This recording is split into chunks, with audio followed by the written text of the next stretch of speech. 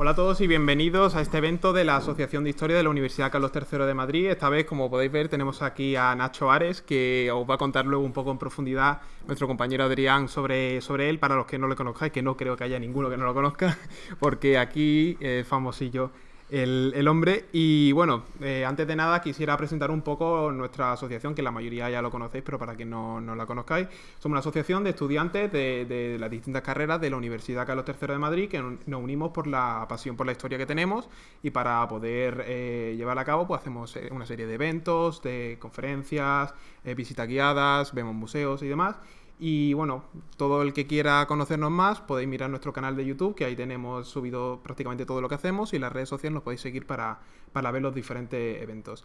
Y bueno, en cuanto a la presentación, yo creo que ya es suficiente. Luego voy a hacer una pequeña introducción al ciclo de conferencias que hacemos sobre las conferencias de cómo se difunde la historia a través de las distintas formas que hay.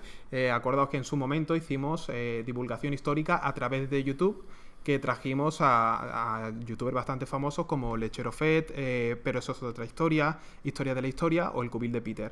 Y bueno, este año pretendemos hacer otra sección más de ese estilo. Y bueno, para continuar con este ciclo de conferencias, hemos traído a Nacho Ares para que nos cuente cómo se divulga la historia a través de la radio.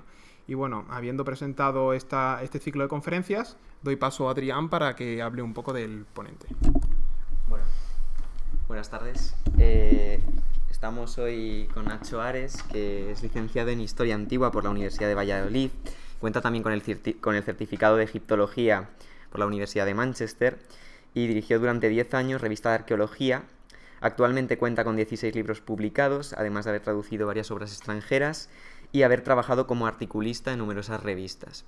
Actualmente colabora en Cuarto Milenio y desde hace 10 años ha estado dirigiendo el programa Ser Historia en la cadena Ser sobre la historia. Y bueno, de hecho nos gustaría felicitar a nuestro ponente y a todo el equipo de Ser Historia porque han cumplido los 10 años de emisión, lo cual espero que este acto sirva un poco para homenajear ese programa que todos conocemos y que tanto nos gusta y que hemos seguido durante mucho tiempo. Así pues, bueno, en el evento nos gustaría tratar la divulgación, en concreto la divulgación de la historia a través de la radio, como hemos dicho. Y bueno, al final también dejaremos un turno de preguntas para que podáis preguntar lo que queráis a nuestro ponente y demás, así que sin problema. Y bueno, lo primero que queríamos preguntarte es cómo es la divulgación radiofónica, cómo es divulgar la historia, que es lo que has estado haciendo durante estos 10 años y quiero decir, qué es lo que te ha gustado y qué es lo que has aprendido, cómo has divulgado. Cojo la bola.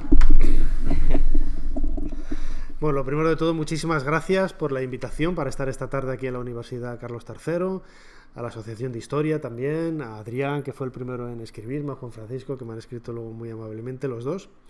Y es para mí un placer y un honor, ¿no? Porque me encanta compartir la historia y sobre todo con iniciativas como esta. Se lo comentaba ellos antes, yo en la Universidad de Valladolid tenía una asociación muy parecida.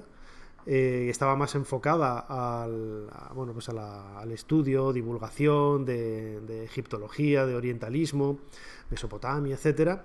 Pero entiendo que es una actividad que es muy interesante para ser realizada en el ámbito de la universidad y que te ayuda, pues eso, a tener tablas. Ahí es donde di mis primeras conferencias, pues con apenas 20 años, sobre el descubrimiento de la tumba de Tutankamón y, como digo, bueno, pues a tener esas inquietudes para luego en definitiva lo que me he convertido, ¿no? Ser un divulgador de la historia.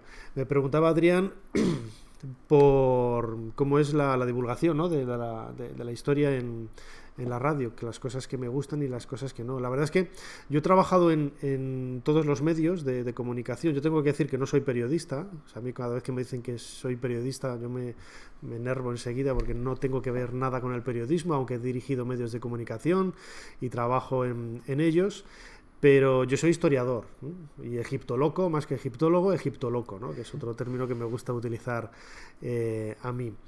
Y como decía, bueno, como dice Federico Lara Peinado, que es catedrático de Historia Antigua de la Universidad Complutense de Madrid, él decía que a sus alumnos que hasta que llegó Alejandro Magno, por ejemplo, en el siglo IV antes de nuestra era, a Egipto, eso es egiptología, y desde Alejandro Magno al presente, eso es periodismo, ¿no?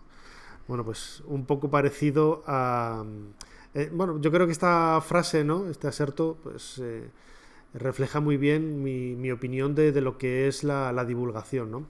En los 10 años que hemos estado en Ser Historia, que fue un proyecto que empezó de una manera absolutamente inesperada y casual, yo llevaba pues casi otros 10 años colaborando en diferentes programas en la cadena SER, tenía muchísimos amigos allí, de locutores, de directivos,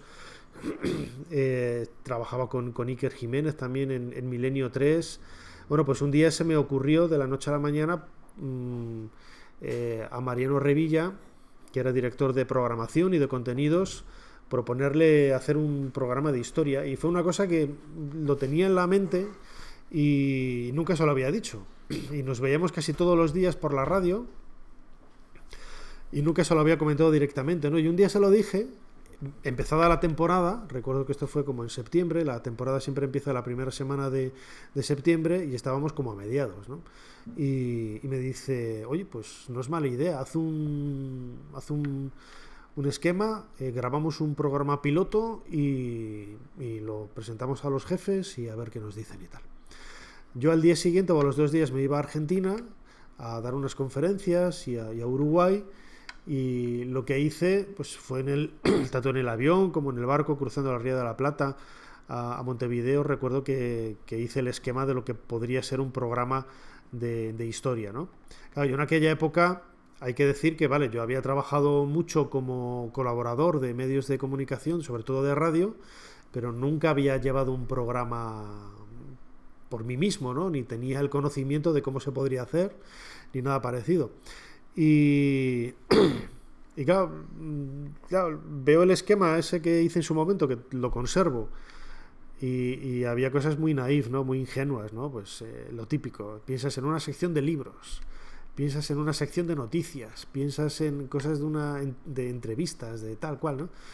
Y luego te das cuenta que, bueno, que a partir de ese esqueleto puedes construir una cosa, yo creo que bien hecha, ¿no? Porque siempre pensamos que la radio quizá tiene menos medios que la televisión. La televisión es algo que te entra por los ojos, es mucho más dinámico, mucho más entretenido aparentemente, y sin embargo con la radio no se puede hacer eso, ¿no? Y todo lo contrario. Iker, por ejemplo, fue pionero en la cadena SER en retomar las dramatizaciones con actores que llevaban casi 20 años sin hacerse, y el cuadro de actores pues recobró vida, ¿no? Gracias a las dramatizaciones de Iker. Yo las adapté también, hice cosas para el programa, para Ser Historia, y recuerdo que hicimos una de Lepanto, una de la muerte de Sócrates, una cosa de la princesa de Éboli. Hicimos varias historietas que las escribía yo, porque a mí me encanta escribir, y claro, con los técnicos de la radio, los medios que hay allí, pues quedaron fantásticas, ¿no? Y es una manera de contar historia, pues de una manera yo creo que divertida, entretenida y muy divulgativa, ¿no? Que es un poco lo que buscamos en el programa.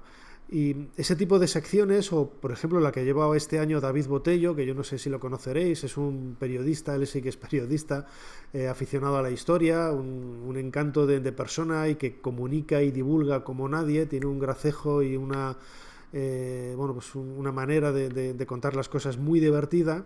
Le propuse hacer una sección que se llamaba Ser Histeria, donde contara historias locas de la historia, ¿no? Y está funcionando muy bien, y es otra manera de contar la historia, ¿no?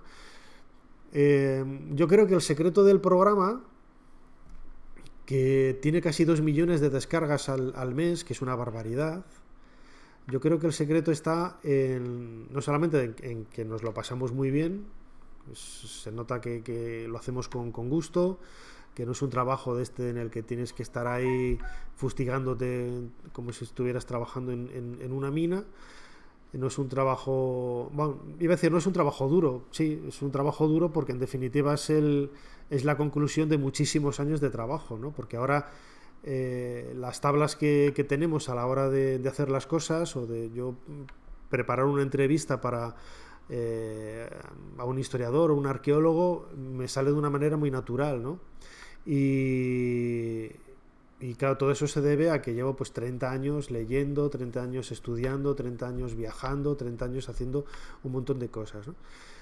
Y por ejemplo, ese tipo de secciones, como decía ahora, la de David, las dramatizaciones, los viajes que hacemos por la España del románico. Jonathan Gil Muñoz aporta este año una nueva sección sobre museos. Bueno, pues son diferentes formas de contar historia, ¿no? De hacer historia, como digo yo en la radio. Y me preguntabas por cosas que no me... Yo sé que me he ido por los cerros de Úbeda, no te he contestado, creo, a la pregunta que hacías, pero bueno, da igual, ¿no? A mí me dan ahí al play y no paro, ¿no? Pero, y fijaos, yo recuerdo que cuando era niño yo era muy tímido, o sea, era incapaz de salir, yo era de los que pensaba que 2 eran muchos y 3 multitud. O sea, yo estaba con un grupo de 3 personas y yo estaba callado, ¿no? Como una tumba. Bueno, y hay anécdotas muy buenas que mi padre lo sigue diciendo, porque en los círculos de familia yo sigo manteniendo un poco ese espíritu infantil de no abrir la boca.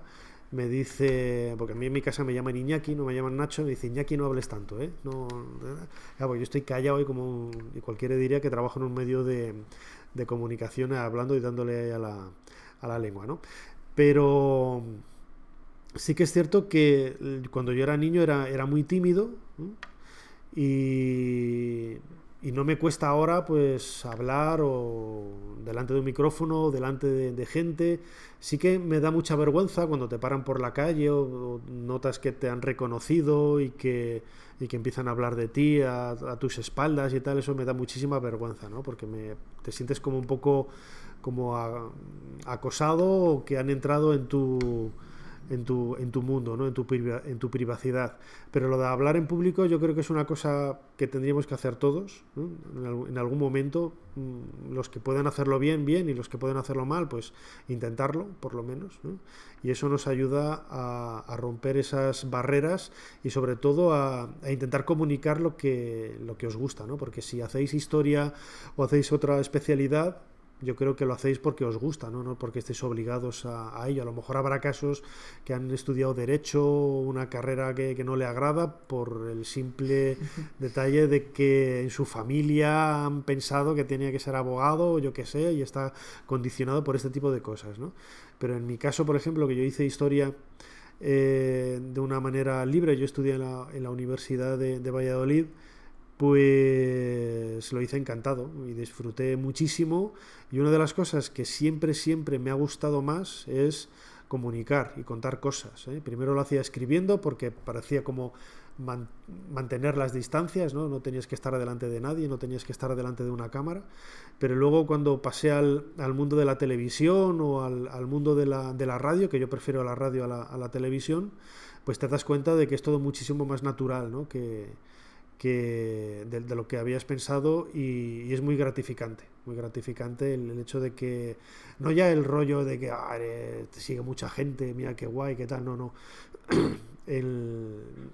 Iba a decir una cosa de la radio que no la puedo decir porque como lo están grabando, pero el cariño de la gente cuando te para o va a los programas que hacemos, que grabamos en exteriores, en diferentes ciudades en España, o el que hicimos el año pasado, bueno, la temporada pasada en junio, en el Museo Arqueológico Nacional, y ves todo ese salón lleno de gente, pues a uno se emociona, ¿no? De saber que estás llegando, y sobre todo la importancia de la historia, que es con lo que yo me quedo, ¿no? Que en los últimos años, bueno, pues está viviendo ahora una especie como de renacer, ¿no? De resurgir, porque hay muchos canales, hay muchos libros, hay muchas cabeceras, muchas revistas, pero que las humanidades, los que estudiáis humanidades lo sabéis, pues, parece que nos tienen señalados, ¿no? Como si fuéramos idiotas, y que lo que estudiamos no sirve para nada. Y bueno, yo cuando me dicen esto recuerdo siempre que de todos los compañeros del instituto con los que mantengo relación, yo fui el único que estudió historia. yo trabajo en lo que he estudiado y ellos no trabajan en lo que estudiaron en la carrera, ¿sabes? Así que también eso depende un poco del ímpetu, del cariño, del tesón, del esfuerzo y del sacrificio que hagas, ¿no? Es cierto que yo he tenido suerte, entre comillas, ¿no?, para conseguir algunas cosas, pero he tenido suerte también porque he estado allí en el momento determinado y porque sabía lo que tenía que hacer, porque hay otros que tuvieron las mismas oportunidades y no han salido adelante, ¿no? Pero me estoy enrollando ya como las persianas, así que... Bueno, sí. No pasa nada, Vale. estamos para eso. Vale. Al fin y al cabo, es más que nada poder hablar un poco sobre la divulgación, sobre lo que has estado haciendo. Y bueno, otra cosa que queríamos preguntarte, han sido 10 años ya en el programa y claro, para nosotros muchas veces pensamos en divulgación en la radio y claro, pensamos en ti, al fin y al cabo, en Ser Historia, en Nacho Ares, pero claro, ¿qué había antes de Ser Historia? ¿Cuáles fueron tus referencias? Pues esa pregunta es difícil porque no había prácticamente nada. Cuando nosotros hicimos el programa, y además luego con la idea de colocar los podcasts, porque eso fue idea mía, no de la radio, porque la radio, la idea que tenían era emitir el programa y que ahí muriera, ¿no? Y yo me empeciné en que se subiera primero a iBooks y luego a partir de ahí pues en otras plataformas, ¿no? Y eso ha servido para tener el histórico de todo el programa, que o Iker también se grababa todos los programas en un minidisc al final de la radio, cuando se iba se lo llevaba. Pero hay otros programas que pueden presumir de tener 30, 40, 50 años en la radio y no tienen grabaciones de casi nada, ¿eh? Eso también hay que... Bueno, pues antes no había prácticamente nada, sobre todo programas específicos de historia que desde el minuto 1 hasta el final se dedicaran a la historia. No lo sé, a lo mejor había alguno y no tengo yo constancia de ello, ¿no? Sí que había secciones o había partes, por ejemplo en La Rosa de los Vientos con Juan Antonio Cebrián, había partes de historia, el propio Iker en Milenio 3.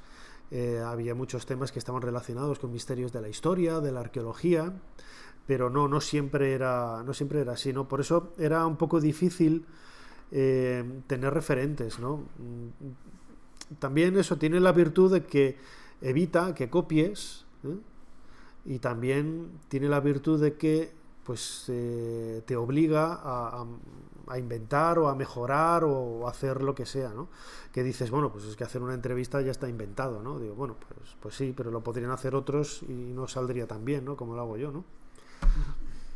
Voy a tirar, no tengo abuela, ¿vale? Pues para una vez que digo algo bien de mí, que siempre mi padre me está diciendo que te vendes muy mal, porque podrías hacer... Bueno, mi padre es un caso aparte. Pero la falta de esas referencias lo que hace es ayudarte a tener iniciativas y sobre todo pues a inventar, ¿no? A inventar e intentar hacer cosas diferentes a lo que... Y sobre todo con los medios que tienes, ¿no? Porque bueno, hoy es muy sencillo hacer un buen podcast. No hace falta estar detrás de un gran grupo, como es mi caso en la cadena SER. Uno desde casa puede hacer muchísimas cosas, ¿no? Y prueba de ello, por ejemplo, es que muchas de las entrevistas que se emiten en el programa, no os habréis dado cuenta, pero las he grabado en mi casa, ¿eh? Están grabadas en mi casa. Las entradas y las salidas del programa están todas grabadas en mi casa, ¿eh? Y esto lo he contado muchas veces, algunas de una manera un poco hasta grotesca, ¿no? Que he quedado a correr con un amigo, vengo y antes de ducharme como yo me ducho siempre con agua fría, para no entrar en el agua recién corrido con todo el sudor, digo, lo mismo me da un jamacuco, ¿no? Pues espero a enfriarme y luego ya me ducho, ¿no? Pues en ese tiempo lo aprovecho y grabo la entrada y la salida del programa muchos días, ¿no? Y hoy, como digo, pues hoy puedes hacer en tu casa, pues como está grabando ahora Juan Francisco, con el portátil, un micrófono, que tampoco es que esto valga un dineral. Por 100 euros tenéis un muy buen micrófono, ¿eh? Y todos los ordenadores tienen ahora una tarjeta de sonido mínima con la que puedes hacer maravillas, y hay programas gratuitos con diferentes pistas, con donde puedes mezclar, hacer y tal. Eso es muy sencillo de hacer, ¿no? Luego, claro, yo también tengo la ventaja cuando llegué al programa que yo había estado 10 años dirigiendo revistas de arqueología, ¿no? Entonces ya tenía muchísimos contactos de muchísima gente, ¿no?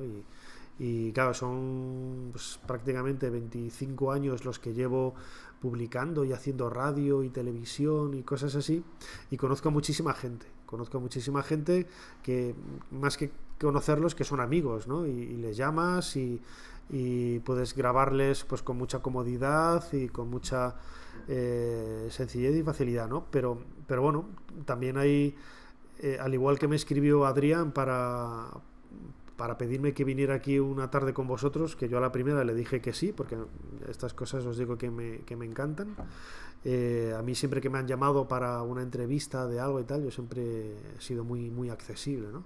Hay otros que quizás son más estirados y no, pues mira, peor para ellos, ¿no? Ellos se lo pierden. Pero yo creo que es muy sencillo hacer un buen podcast y prueba de ello es que los hay, ¿no? Y no están respaldados por un grupo grande ni nada.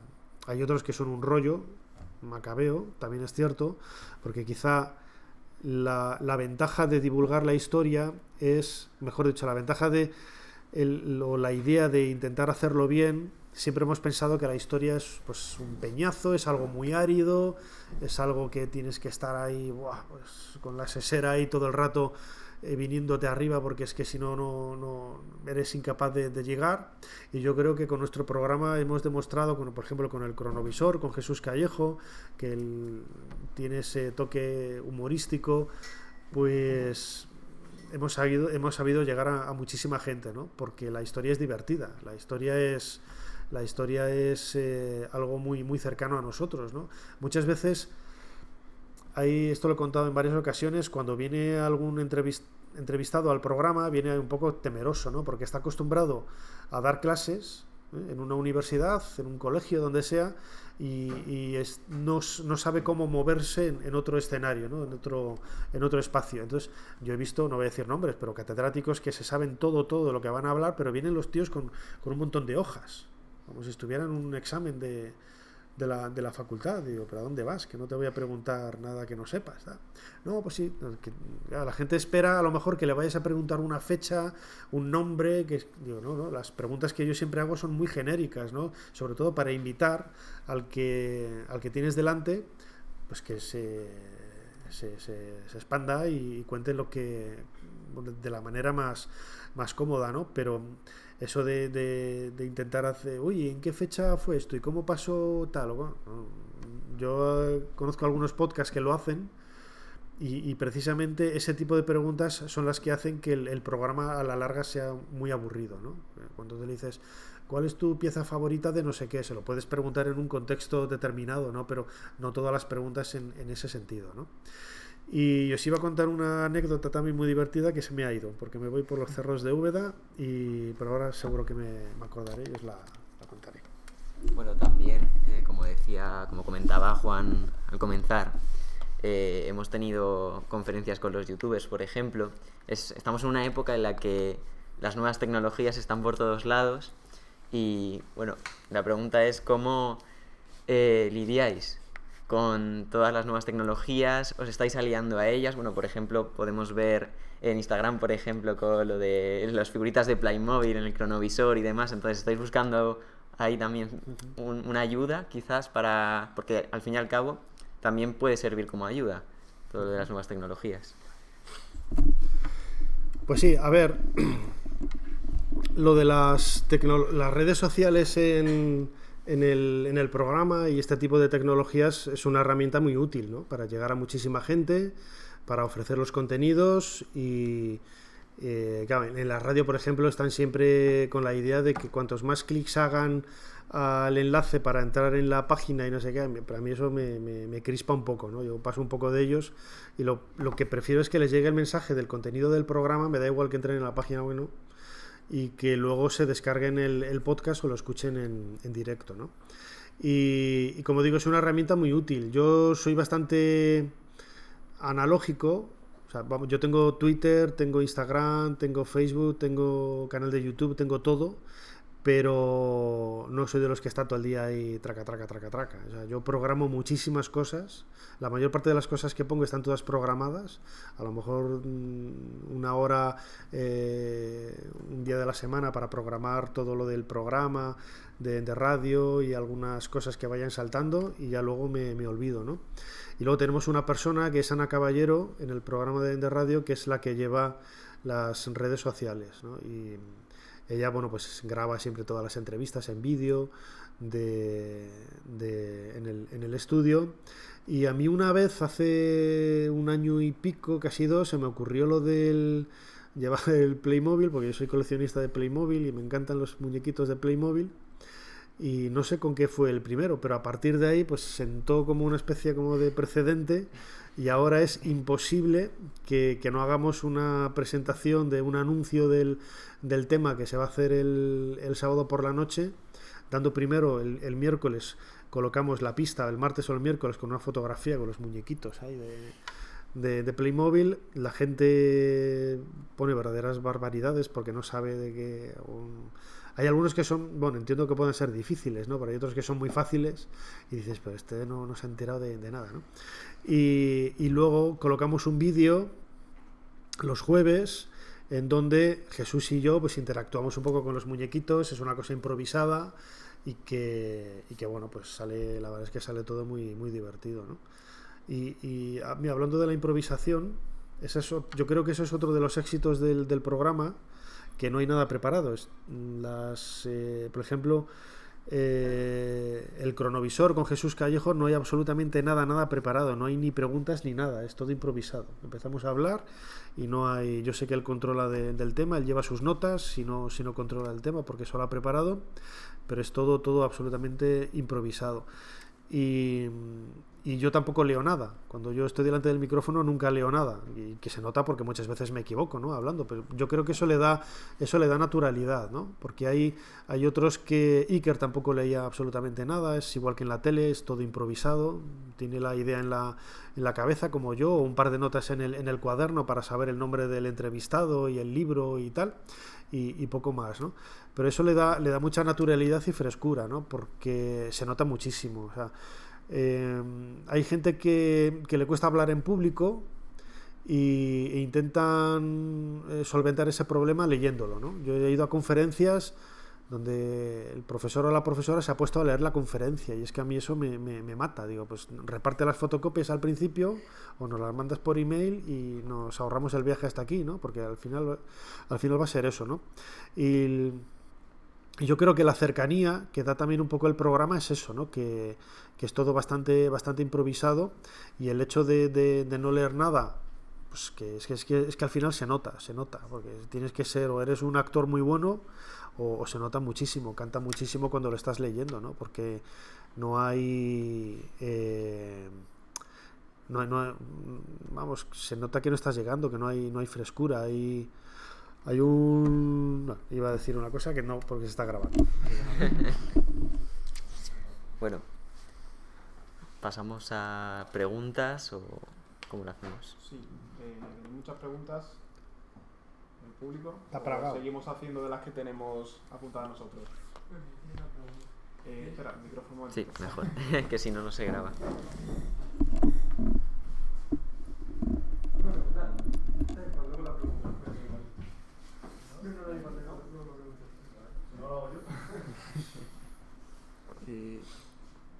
¿Vas a decir tú alguna o decimos las que tenemos mientras?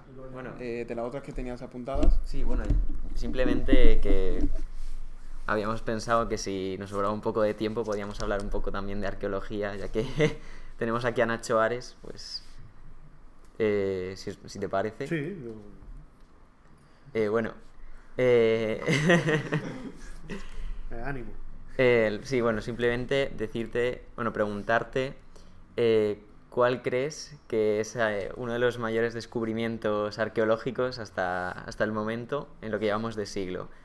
Por ponernos un poco, porque muchas veces en clase, en mi caso que estudio historia antigua, muchas veces en clase se tiende a dar la historia tal cual, pero claro, ¿cómo se ha llegado hasta ahí? ¿Qué descubrimientos arqueológicos se están produciendo ahora mismo en el siglo XXI? Porque todos tenemos en mente pues a Arthur Evans con los minoicos o lo que sea, con John Carter o demás. Sí, pero claro, perdón, Howard Carter. Pero ¿cómo se ha llegado hasta el momento? ¿Y qué hay actualmente en las excavaciones arqueológicas? Pues bien, te voy a responder un poco llevándolo también al mundo de la radio, ¿vale? De la divulgación de la historia, ¿no? Hace un par de años teníamos una sección que eran cronoficciones dentro del cronovisor, que eran unas dramatizaciones muy largas que hacía Mona León Simignani, y precisamente algunas de ellas estaban dedicadas a grandes descubrimientos de la arqueología, ¿no? Y hicieron de Arthur Evans, por ejemplo, es que me lo ha recordado por eso, ¿no? Y el descubrimiento de la tumba de Howard Carter, de Tutankamón, por parte de Howard Carter. Y es una manera de acercar al gran público pues momentos estelares de la historia de la arqueología.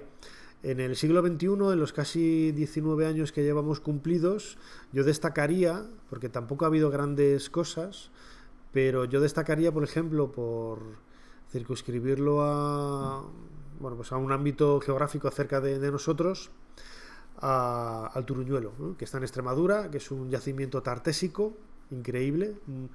Hasta entonces se conocía el yacimiento de Cancho Roano, que es una suerte de santuario, que fue amortizado en la antigüedad, destruido. Es decir, cuando se habla de amortización en arqueología, significa que pues fue derribado, fue incendiado, quemado y fue cubierto por lo que luego ha formado una colina, una colina artificial, ¿no?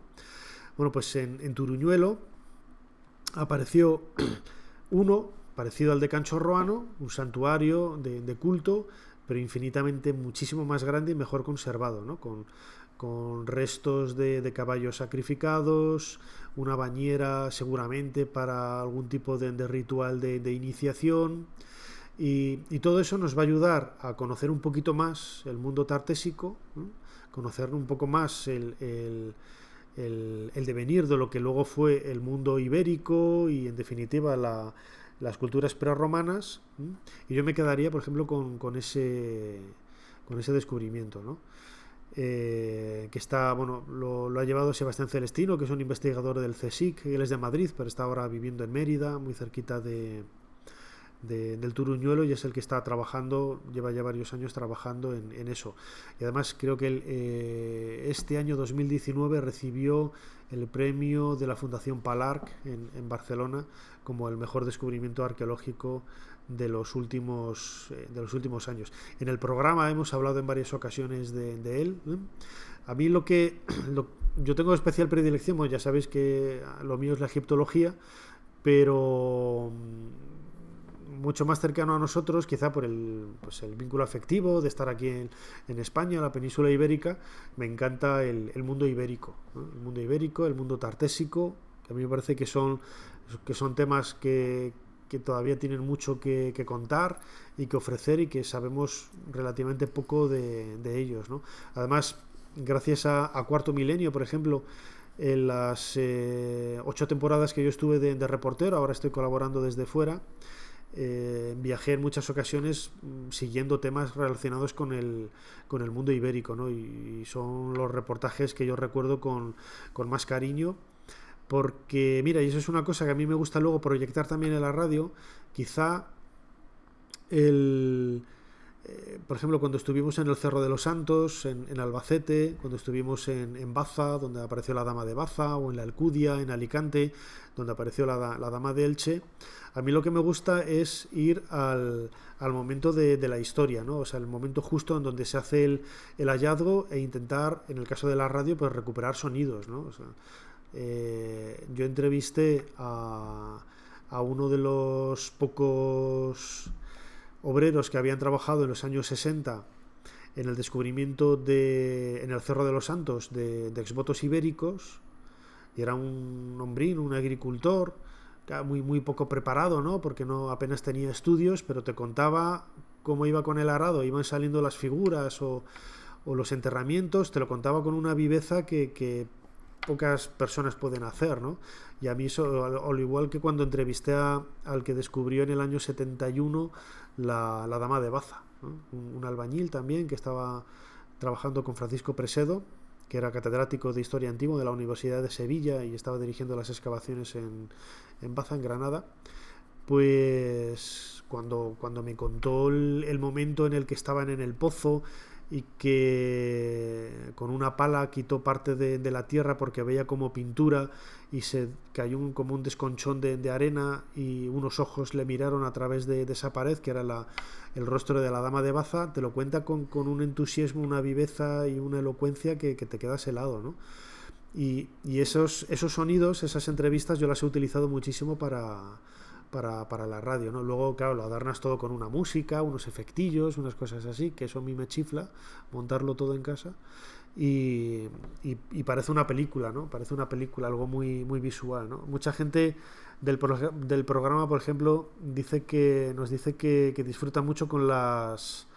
pues iba a decir el maquillaje, ¿no? Pues todos estos adornos de sonido que ponemos a los, no a las entrevistas, sino a los testimonios, ¿no? de gente que está aportando, pues como ahora este hombre que descubrió la Dama de Baza o el que descubrió algunos de los esbotos del Cerro de los Santos, ¿no? Que tuve la oportunidad de conocerlos y compartirlos con el público, ¿no? Y me gusta también tirar de archivo e intentar, aunque sean voces de, pues eso, hace 50, 60, 80 años, intentar recuperar, ¿no? Las voces originales de la gente, ¿no? Y para que la gente los escuche, ¿no? Y si hablan en inglés, en francés o en alemán, no me gusta doblarlos, ¿no? Prefiero que escuchen 10 segundos la voz del personaje tal y como sonaba, que no una voz luego ahí tapando y contando, ya contaré yo lo que estaba diciendo, lo que fuera, ¿no? Pero yo creo que le da más viveza al testimonio radiofónico relacionado con la historia, no escuchar las voces originales, ¿no? O los sonidos. Me gusta ir con la grabadora, que tengo una grabadora, una Olympus que da una calidad extraordinaria, pues me gusta ir por los sitios, ir grabando en el interior de tumbas, solo por tener el sonido del ambiente, ¿no? Y que luego lo reproduces y parece que no, pero a la gente le llega, ¿no? Le llega el ambiente que se genera en estos espacios, aunque realmente no se oiga nada y estés en un museo y solamente escuches las voces de la gente, ¿no? Pero ayuda a viajar a la gente y trasladarse a ese punto, ¿no? Esto no tiene que ver nada con el descubrimiento que he contado al principio, pero... con la divulgación. Con la divulgación, claro. Bueno, y en Egipto, ¿has podido estar en excavaciones que se estén llevando a cabo actualmente? Sí, mira, yo colaboro con una misión que es de la Complutense, que es el proyecto C2, que dirige José Ramón Pérez Acino, que fue de un chivatazo que le di yo de una cosa que había ahí en la montaña tebana, que luego han confirmado ellos que era verdad. Pero digo un poco lo del principio, ¿no? Yo no soy periodista, pero me gusta ir a los sitios, empaparme de las sensaciones, de las cosas que hay y luego contarlas, ¿no? O sea, yo he estado en muchísimas excavaciones en Egipto, ¿no? Porque conozco muchos arqueólogos y muchos egiptólogos que están trabajando allí. Pero cuando me dicen, bueno, que vamos aquí a las 6 de la mañana y estamos hasta la 1, digo, bueno, pues yo iré sobre las 9, llegaré en la bici tranquilamente, no me esperéis antes porque no voy a estar. Y eso, pero vamos, mi contacto es muy directo, ¿no? Y el trabajo que realizan allí es fascinante, ¿no? O sea, Carmen, mi novia, por ejemplo, trabaja en el proyecto Yehuti, que es con José Manuel Galán, dirigido por José Manuel Galán, ella es la epigrafista. Y la experiencia de la gente que trabaja en estos lugares es realmente, bueno, pues muy intensa, ¿no? Porque una vez que estás allí, yo lo he visto, ¿no? Por las caras que tenían y las emociones que transmitían, muchas veces estás tan metido en el trabajo que te olvidas del sitio donde estás, ¿no? Sabes que estás con un objeto en la mano que tiene a lo mejor 3.500 años y no te das cuenta de ello, ¿no? Vas un poco más de una manera más pragmática, pues a intentar, bueno, pues dibujar, fotografiar, registrar y bueno, conseguir todos los datos posibles bueno, pues para hacer luego un estudio científico, ¿no? Por ejemplo, en la tumba de Yehuti, eso fue en la primera temporada, hace 10 años, grabé una entrevista a José Manuel Galán el director del proyecto dentro de la tumba, ¿no? Y el sonido que tiene la entrevista dentro de la tumba, pues es que es un sonido muy, muy particular, ¿no?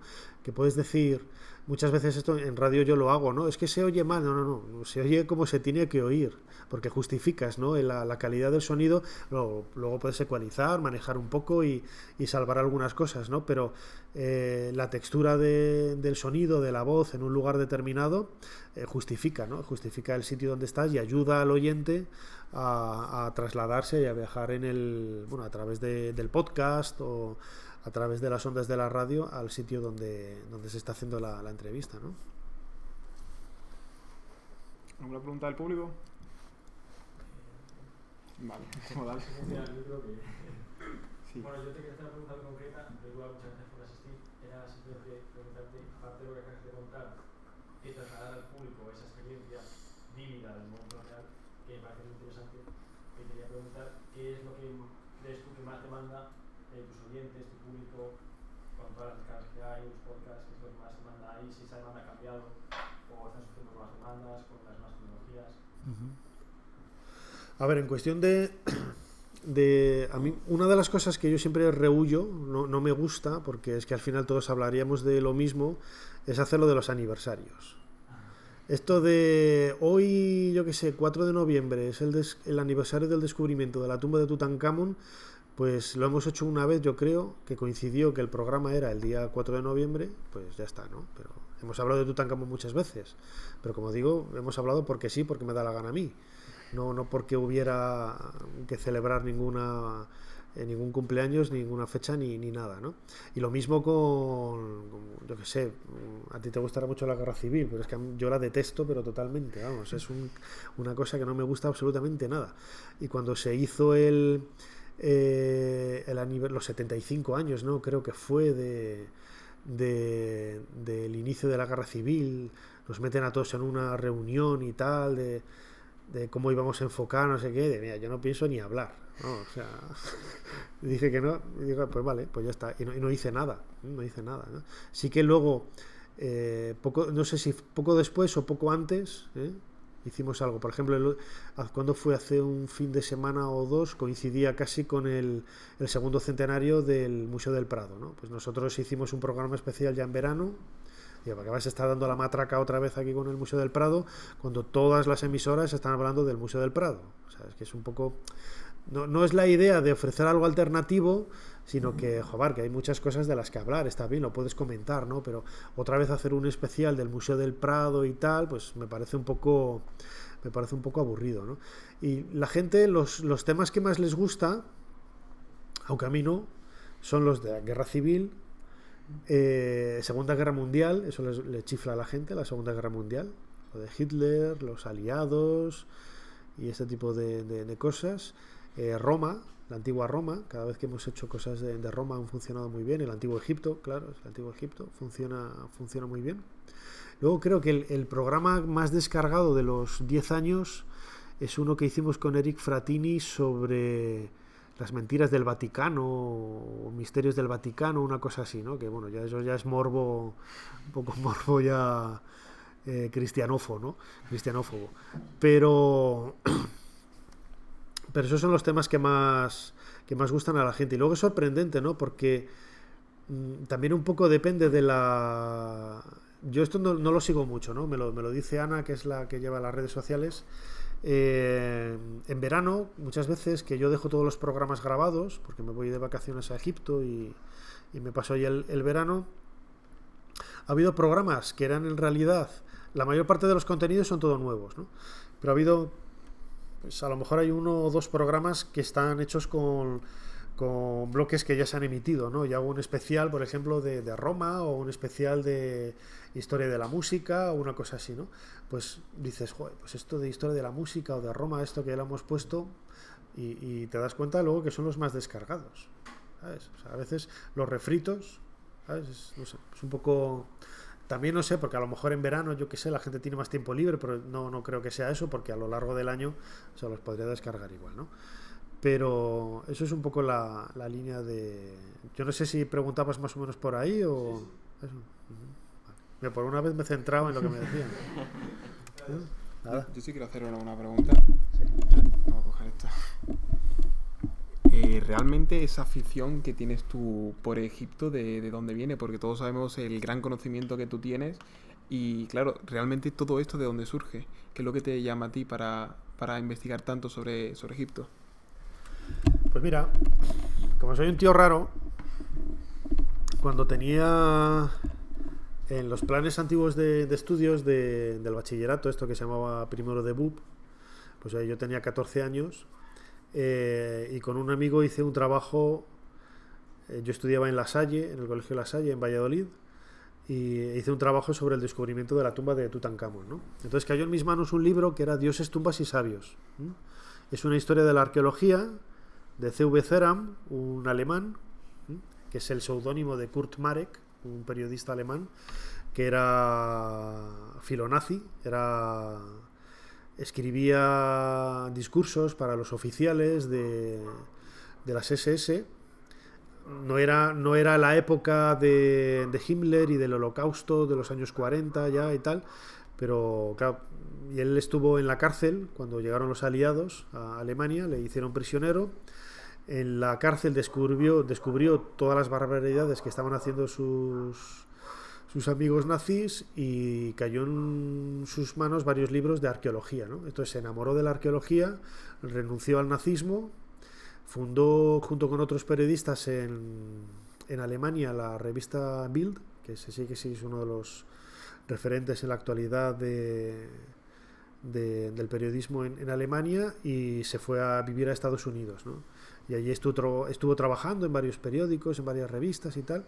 Escribió varios libros de historia de la arqueología, pero sobre todo el primero de ellos, Dioses, tumbas y sabios, a mí ese me cambió la vida, ¿no? Hay gente que le ha cambiado la vida a Internet, pues a mí me cambió la vida Dioses, tumbas y sabios.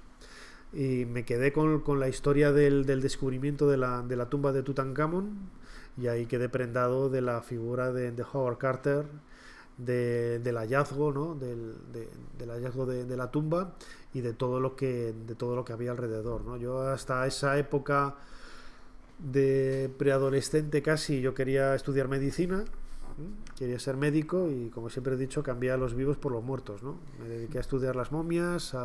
En aquella época no había nada de libros de Egipto en castellano, era muy difícil encontrar nada, y mucho menos en Valladolid, que no había librerías especializadas ni nada parecido. No podías comprar por Amazon como haces ahora, que al día siguiente tienes en tu casa una rareza, ¿no? Egiptológica, y puedes disfrutar de ella. En aquella época no había absolutamente nada, pero bueno, con tesón, con esfuerzo, con ganas y con mucho sacrificio, bueno, pues conseguí lo que siempre había soñado, ¿no? Me dicen, yo siempre lo he comentado muchas veces, ¿no? Me dicen con 15 años que iba a conseguir todo lo que he conseguido, pues no me lo hubiera creído, ¿no? No me lo hubiera creído, ¿no? Porque son muchísimas cosas de viajar a Egipto, de trabajar en donde trabajo, de conocer a la gente que conozco y hacer las cosas, pues es un sueño hecho realidad, ¿no? Y todo se lo debo a ese libro que leí con 14 años. Pues lo recomiendo, ¿eh? ¿Lo conocéis? Dioses, tumbas y sabios. Os lo recomiendo. Alguno que veo por aquí que sí que lo conoce. Bueno, ¿hay alguna pregunta más? ¿Tú tenías una antes? Ya no, ¿hay alguien más que quiera hacer alguna pregunta? Vaya adelante con el micrófono.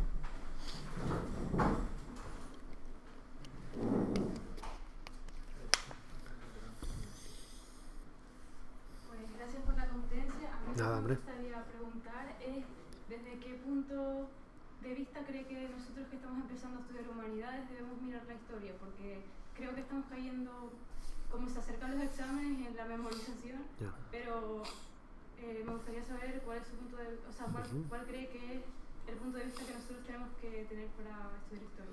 Tú eres canaria, ¿no? Sí, Tenerife. El acento te delata. Muy bien.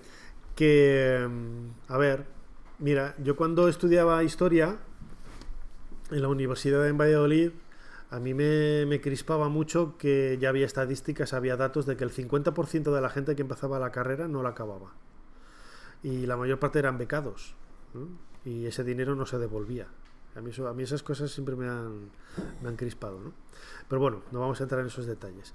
La historia, yo creo, lo primero que tienes que hacer es que te guste. Imagino que si tú estás estudiando historia, ¿no? Te gusta, ¿no? Entonces, y dentro de la historia, ¿qué especialidad te gustaría hacer? ¿Qué es lo que...? Ahora mismo estamos empezando con prehistoria y historia antigua, pero Ajá. lo que más me gusta es Roma. Roma, pues muy bien. Claro, si ahí tiene que haber gente para todo. Muy bien. Pues mira, lo que yo te recomiendo es que yo lo que hacía, por ejemplo, que se lo comentaba antes a Juan en la cafetería, claro, yo era, la verdad es que durante el bachillerato yo era muy mal estudiante. O sea, yo era de los me quedaban 4 o 5 asignaturas para el verano. O sea, yo era un fiera, ¿eh? O sea, yo repetí 2 veces, repetí lo que era primero de BUP y luego COU, ¿no? O sea, yo era un figura. Y cosas que no cuento aquí, ¿sabes? Creo que los delitos han prescrito ya, pero bueno. Pero luego en la carrera me encantó lo que yo quería ser egiptólogo, ¿no? Pero yo también venía de una familia que era muy humilde, mi padre no trabajaba y teníamos muchos problemas, ¿no? Pero bueno, yo quería ser egiptólogo. Entonces, lo que hice fue pues monté la asociación, conocí a gente que tenía las mismas inquietudes que yo. Ahí estudié. Yo la carrera la tengo toda con sobresaliente, por ejemplo, ¿sabes? Era muy buen estudiante en la carrera. La tesina, por ejemplo, que lo normal era hacerla después de licenciarse, la memoria de licenciatura, yo la hice durante tercero, cuarto y quinto de carrera. O sea, una trampa burocrática. Yo al mismo tiempo que estudiaba y sacaba muy buenas notas, preparaba la tesina, ¿eh? Y fue licenciarme y a la semana siguiente leer la tesina, ¿eh? Entonces, luego me propusieron hacer la tesis doctoral y ya vi el percal de los departamentos en las universidades españolas y dije, yo aquí no me meto, ¿eh? Que ya los conocía, pero bueno, yo aquí no me meto. Pero... Y ya yo ya publicaba en revistas de divulgación histórica, ya publicaba en Historia y Vida, por ejemplo, en el Boletín de la Asociación Española de Egiptología. La verdad es que a mí me han abierto siempre muchas puertas, pero porque yo he llamado antes. Y también me han dicho que no en otros sitios. No pasa nada. El no ya lo tienes. Tú llamas y te abren, pues mira, encantado, buenas tardes, aquí soy. Y ya está. Y a mí lo de memorizar a mí no me gustaba. O sea, yo se lo comentaba a ellos, yo era muy de llevarlo todo al día, ¿no? Pues, había apuntes, tomabas los apuntes, y ibas ahí a casa o a la biblioteca, pues los leía y tal, no me ponía a memorizarlos, los leía. Lo que pasa es que 4 meses después de tanto leerlos ya te los sabías de memoria, ¿no? Y lo que me gustaba mucho era leer otras cosas. Leer libros, ver documentales de televisión. Lo que comentaba con un amigo, que voy a ampliar esto por esta parte y tal, y me recomendaba él un libro, yo lo recomendaba el otro, pues mira, esto viene lo mismo que nos ha contado en clase, pero viene algunas cosas y tal, no sé qué, y vienen anécdotas divertidas y tal, y los dos éramos, bueno, yo lo sigo siendo, yo soy muy de ir a correr y tal, pues día antes del examen aprovechábamos para ir a correr un poco más y íbamos repasando. Y vamos contándonos, y esto tal, pues esto, papá, y así, ¿no? Que es muy friki, ¿eh? Pero da resultado, ¿eh? Y yo creo que la manera de conocer la historia es por medio... Hombre, ahora mismo, joder, la suerte es que hay infinidad de plataformas en internet, con YouTube, están todos los documentales de todo. O sea, yo cuando estudiaba no había nada de eso, ¿no? Ahora, y hay documentales de televisión muy buenos, incluso juegos, ¿sabes?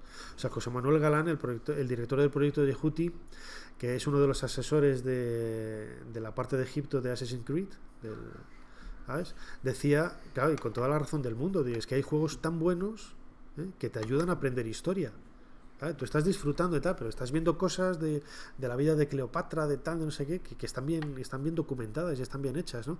Y si no están bien, también te pueden ayudar, porque buscas más referencias donde puedes confrontar ese dato, ¿no?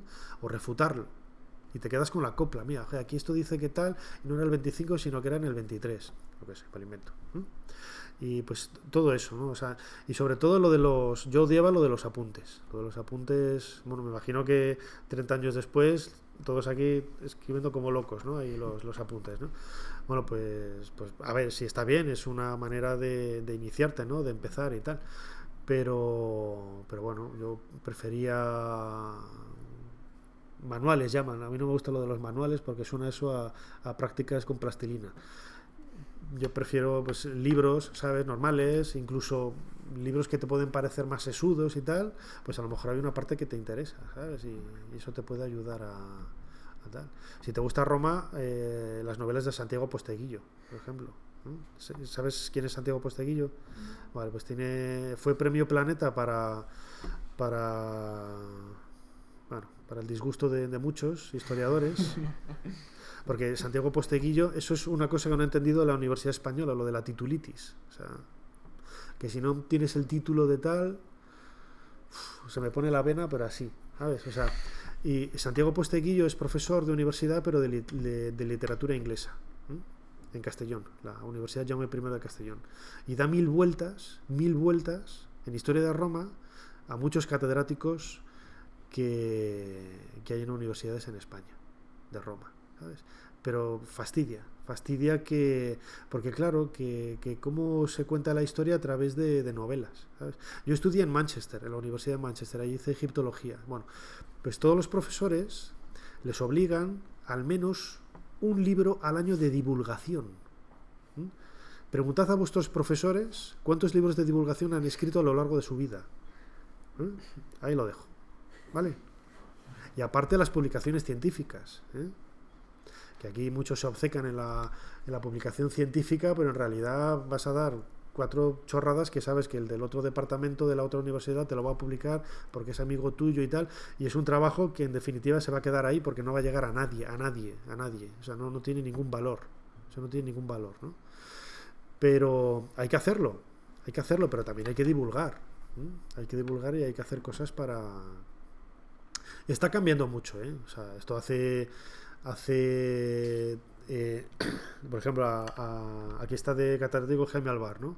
A Alfredo. Bueno, Jaime también ha hecho novela histórica, ¿no? ¿Jaime ha hecho novela histórica? No lo sé. Sí, es que hay otro, son 3 hermanos, Jaime, Alfredo y... Ay, no recuerdo...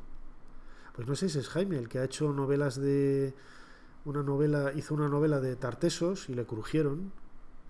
Preguntadle, porque no sé si es él, pero que como un catedrático se ponía a hacer divulgación. Digo, ¿pero tú eres tonto? O sea, pues claro, con toda la razón del mundo, ¿sabes?